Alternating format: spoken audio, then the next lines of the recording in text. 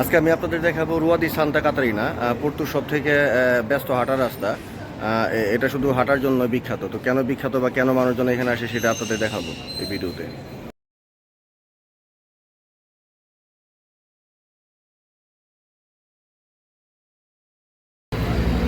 আমি আপনাদের দেখাবো আজকে পর্তুর সব থেকে পপুলার যে ওয়াকিং স্ট্রিট, সেই পর্তুর পপুলার ওয়াকিং স্ট্রিট আমি আজকে আপনাদের দেখানোর চেষ্টা করব। এই স্ট্রিটটা খুবই পপুলার, যারা এখানে ট্যুরিস্ট আসে সবাই এখানে আসে এবং দেশের যত বড় বড় বা ইন্টারন্যাশনাল যত বড় বড় ব্র্যান্ড আছে সব ব্র্যান্ডগুলো এখানে নর্মালি তাদের শোরুমগুলো আছে। তো আমি আপনাদের দেখানোর চেষ্টা করব যে এখানে কি কি আছে এবং এখানে কেন ট্যুরিস্ট আসে। তা আমি প্রথমে দেখাই যে পিছনের যে বিল্ডিংটা দেখতে পারতেছেন, এটা পুরোটা হলো টাইলস করা। তো এখানে যারাই আসুক তারা চেষ্টা করে এখানে এসে এটার সাথে একটা ছবি তুলে আর কি। এটা একটা খুব ঐতিহ্যবাহী একটা বিল্ডিং পর্তুর। এরা পুরাতন জিনিসগুলোকে কীভাবে নতুন করে বা মানুষের কাছে আকর্ষণীয় করা যায় তার যাবতীয় ধ্যান ধারণা বা চিন্তা ভাবনায় পর্তুগিজের মধ্যে আছে। তারা আসলে তাদের পুরাতন জিনিসগুলোকেই মানুষের সামনে তুলে ধরে আকর্ষণীয় করে আর কি। তো এটা আর আমার সাথেই থাকেন, আমি দেখাচ্ছি।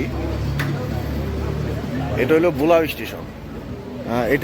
এটাকে পর্তুর একদম সেন্টার বলা চলে আর কি।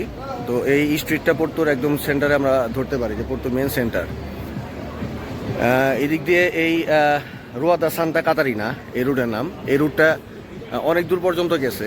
তো ওইদিকে ট্যুরিস্ট মোটামুটি কম থাকে, কিন্তু মেন যে পার্টটা আমি আপনাদেরকে মেন পার্টটা দেখানোর চেষ্টা করবো।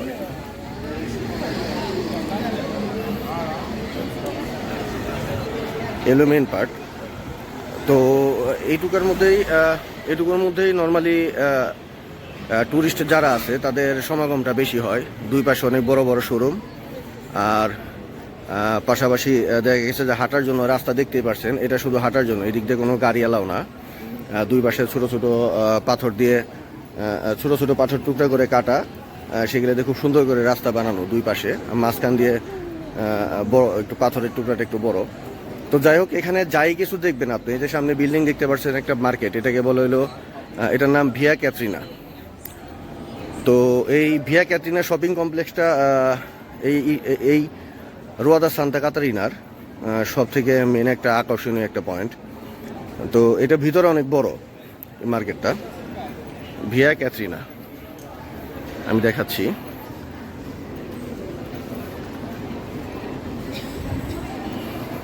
আমি জাস্ট আপনাদের দেখানোর জন্য ঢুকলাম আর কি। সব বড় বড় শোরুম যেগুলো আছে, এটা মোটামুটি 4 তলা একটা বিল্ডিং, নিচে আন্ডারগ্রাউন্ড আছে। তো আমি জাস্ট আপনাকে উপরের পার্টটাই দেখানোর চেষ্টা করি। জাস্ট আমি একটা ফ্লোর। এখানে H&M, পান্দুরা, যত ধরনের বড় বড় শোরুম আছে সবই এখানে পাওয়া যাবে। পর্তুগিজ কিছু লোকাল কিছু ব্র্যান্ডও এখানে আছে। যাইকে মার্কেটের উপর আরেকদিন ভিডিও করব। আজকে জাস্ট এমনি ঢুকলাম, ঢুকে আপনাদের দেখানোর জন্য।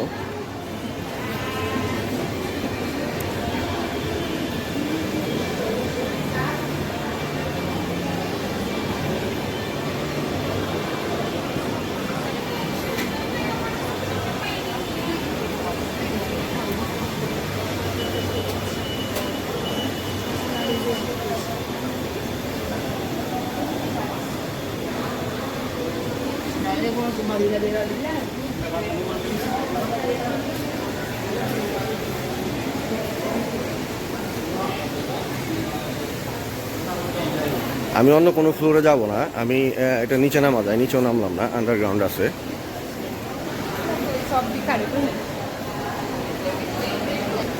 এটা আসলে অনেক বড় একটা শপিং কমপ্লেক্স।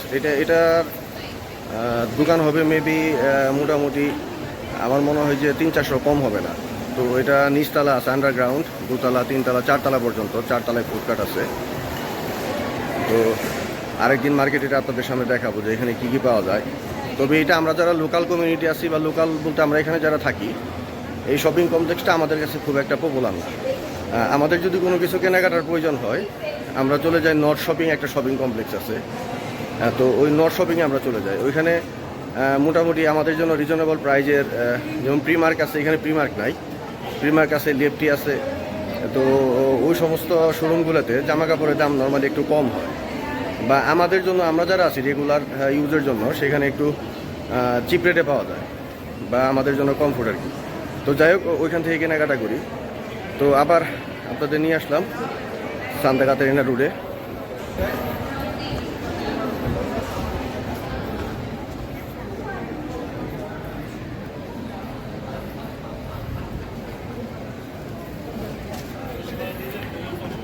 এই রুটটার সবথেকে স্পেশাল বা যে জিনিসটা আমার কাছে খুব গর্ব করার মতো মনে হয়, এই রাস্তাটাতে প্রচুর পরিমাণ সুভিনিয়র শপ আছে, আর বেশিরভাগ সুভিনিয়র শপগুলো বাংলাদেশি মালিকানাধীন। তো যখন দেখি যে একটা বাংলাদেশের মালিক বা আমাদের একটা বাংলাদেশি দোকান, তারা খুব ভালো ব্যবসা করতেছে, তো খুব গর্ব মনে হয় যে না আসলেই আমরা এখানে পর্তুগালে বিশেষ করে পর্তু শহরে যত সুভিনিয়রের শপ আছে, এই সুভিনিয়রের বিজনেসগুলো বেসিক্যালি বাংলাদেশের মানুষজনই করে। তো আসলে আমরা এই দিক দিয়ে মোটামুটি ভালো একটা সুনাম অর্জন করছি কাজের ক্ষেত্রে, যে বাঙালিরা অনেক কর্মঠ হয়, বা ব্যবসায়িক দিক দিয়ে আমাদের ভালো একটা সুনাম আছে পর্তুতে। এই স্ট্রিটটা প্রচণ্ড বিজি থাকে নর্মালি। এখন এটা বন্ধের টাইম হয়ে গেছে, বন্ধ বলতে এখানে যে দোকানগুলো আছে এটা 9টা পর্যন্ত খোলা থাকে। তো 9টা অলরেডি বাজে প্রায়, তো এখন সব বন্ধ হয়ে যাবে। আর আজকে এমনিতেও একটু টেম্পারেচার বেশি হওয়ার কারণে ট্যুরিস্ট কম। আর এখানে 2 দিন আগে একটা প্রোগ্রাম ছিল সাউজওয়াও, তো বাইরে থেকে যারা ট্যুরিস্ট আসছিল তারা মোটামুটি সবাই চলে গেছে, প্রোগ্রাম এটা শেষ, 23 তারিখ রাত্রেবেলা হয়েছে। এই রুটের আরেকটা সব থেকে ঐতিহ্যবাহী যে জিনিসটা, এখানে ম্যাজেস্টিক ক্যাফে, একটা ক্যাফে আছে। তো এই ক্যাফেটাতে মোটামুটি পর্তুতে যারাই আসুক, যদি ফুড করতে পারে আর কি, এটা একটু এক্সপেন্সিভ ম্যাজেস্টিক ক্যাফে। তো পর্তুতে যারাই আসুক এই ফুড করতে পারে, তাহলে এখানে সবাই চেষ্টা করে কফি বা তাদের যে মিল আছে সেটা নেওয়ার জন্য আর কি। কিন্তু এখানে প্রবলেম হলো যে এটা অনেক রাশ থাকে, এখানে খাওয়ার জন্য অনেক লম্বা কিউ থাকে। তো নর্মালি সকালের টাইম আসে দেখা যায় যে মানুষ অনেক দূর পর্যন্ত লাইন ধরে দাঁড়িয়ে থাকে এটাতে খাওয়ার জন্য আর কি। পর্তুগালে এরকম ছোট ছোট ক্যাফে এটা খুবই কমন। এই যে আমি দেখাই, মানুষ বাইরের দিকে এভাবে বসে সামারের টাইমে। আর কফি শপগুলো খুবই পপুলার পর্তুতে। এই কফি শপগুলোতে মোটামুটি আমরা যেমন এশিয়ান যারা আছি বা বাঙালি, আমরা ঝালে খুব অভ্যস্ত। এখানে ঝাল বলতে কোনো জিনিসই থাকে না। এই কফি শপগুলো বাইরে তারা বসে নর্মালি ক্যাফের জন্য পর্তু খুব বিখ্যাত। প্রত্যেকটা মানুষই এখানে খুব ক্যাফের পাগল। তারা প্রত্যেকদিন 4-5 কাপ কফি না খেলে আমার মনে হয় না সবাই অভ্যস্ত। আমি আগে খাইতে পারতাম না, আমি এখন প্রত্যেক দিন দেখা গেছে যে 2 কাপ করে ক্যাফে আমার খাইতে হয়। এটা একটা নেশার মতো আর কি। এটা খাইলে পরে শরীর ভালো থাকে, চাঙ্গা লাগে। আমি আপনাদের এখন দেখাবো সেই ক্যাফে ম্যাজেস্টিকটা, যেটার জন্য মানুষ এখানে আসে।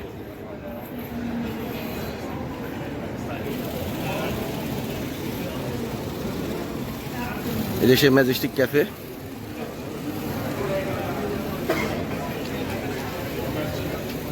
এটার ভিতরে প্রচুর গেস্ট থাকে, কিন্তু আজকে তুলনামূলকভাবে একটু কম। আজকে গেস্টই কম পর্তুতে।